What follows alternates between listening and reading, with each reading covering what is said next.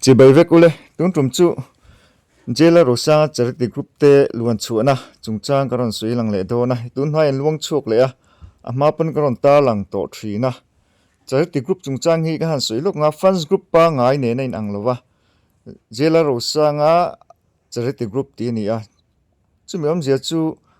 jela rosa nga ar se tan hian an luang chuak thri ne ti na ni lova midang mi har sa te tan an luang chuak jok thri na ni are sa hianin arem chan chuanin poisa te tho jok thin ti kha kan lo hrir tan kan soi ma sadua thil tam takam pe to IG a te tin Facebook lampang ate pon ta lang thina YouTube lampang hian an ta lang tam nu tuk lo zoka chumi wang chuan hemi chungchang kan hredu te ne chuanin I comment lampang ate po kain zot fia a kain zot kain thil fia thei tur angai ta ila tin group te po kan lo join du ni chuanin I in zot maila ta lang maila comment lampang at po kain hrilanga tin charity tan hianin kan tho ve du ani point I tho na tu number te po arem chan chung kan ta lang zelanga kain hril hrezel tura ngai taila chutiang chuan tu na in ma an la chho mek zel mat chop te pon na ya an mat chop te po na ki na te po kan la sui lang zel tura ngai ta bukila te chuan hi aresan a hlana chumi hlana chu pingur chi kum somre le pahni pupi si hauzi ka nupui ani anu pa kho sa ni ti chuanin nisapui khuan ni a asma le kho cigarette theilen tlak buak renga chumi chungchang chu report te charity group a an khruai tu ten a han donga chun ngun takin an han committee an ngai tu hnuwa e pek tlak nge ni e ṭanpui tlak nge ni e hi chu ṭanpui nge tu lom ti in an ṭanpui a charity team ta chuanin ni som panga thali sang ni som ni panga thole ni zan khanin an chen na dam lo hi an kan ni pingut sing te hi te chuanin cheng sa nga in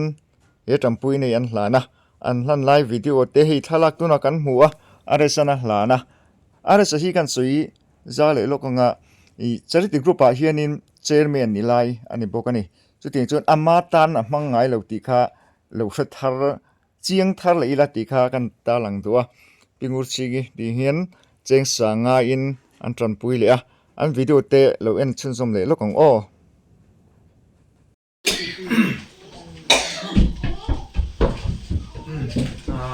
karam soi to thawa di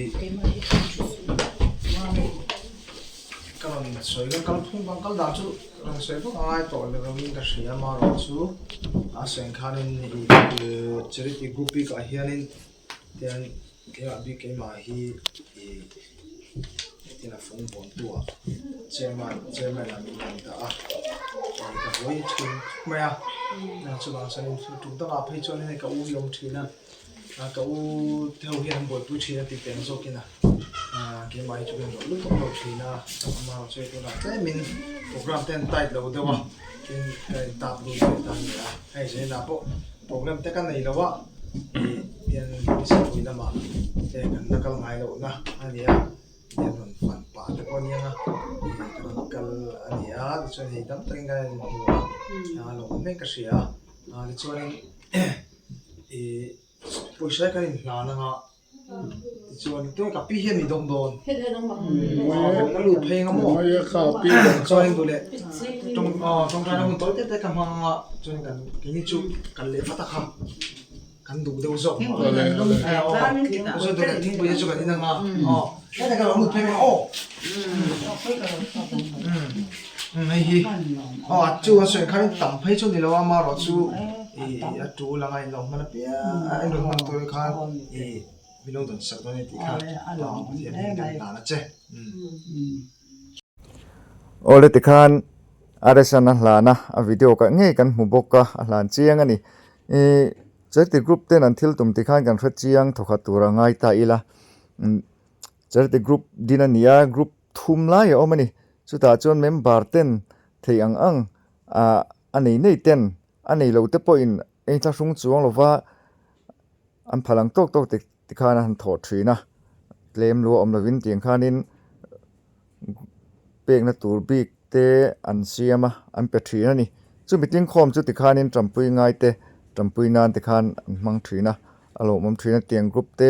that tak an lo kal chho hi an fak om khop mai ke ni po chu tianga kalo om ve du te ne chong ka soi to ang khanin ron in report tila ti chon om dan kalo zon sak don che ni kalo om du tin in om du khalo ni point kalo tho ve nge ti pon a tho na number te po a gp na tu te po karon pe thei tu ra chungai ta ila tiang chon group hi pathian in om pui zel don ning kan ria an fakom tak zet ni ruai tu te mala tu te le member zong zong te pathian in thorin mate in phalna te ale tam takin mal som chu ro se ti kha ka channel kal tlang hian kan ta lang du ani in zawai thi tu zong zong te hun man nuam le vek ule